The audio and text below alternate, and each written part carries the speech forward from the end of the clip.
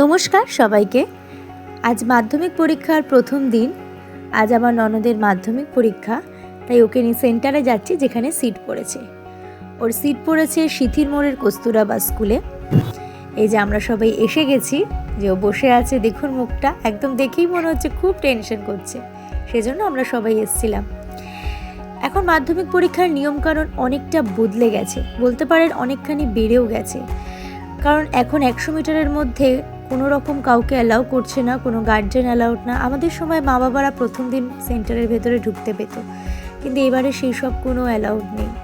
এমনকি ট্রান্সপারেন্ট জলের বোতল, হাতে সমস্ত জিনিসপত্র নিয়ে ওদের ঢুকতে হবে, কোনো ব্যাগও অ্যালাউড নেই। এই যে আমার শ্বশুরমশাই চলে যাচ্ছেন, কারণ ওরা কাউকে থাকতে দিচ্ছে না।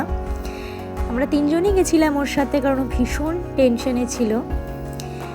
এবার দেখা যাক কি হয়। মাধ্যমিক পরীক্ষা আমাদের জীবনের একটা বড় পরীক্ষা। আজকের দিনটিতে দাঁড়িয়ে আমিও আমার ছেলেবেলার সেই দিনটির কথাতে বারবার হারিয়ে যাচ্ছিলাম।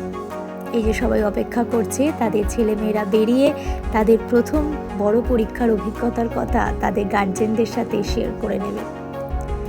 তো পরীক্ষা হয়ে গেছে, এবার আমরা বাড়ির উদ্দেশ্যে রওনা দিয়েছি। আর এখন ওকে বিব্রত করব না, কারণ ভীষণ টায়ার্ড। চলুন, আজ এই দিনটা ওর মনের মণিকঠায় চির অমর হয়ে থাকুক। ভালো থাকবেন সবাই।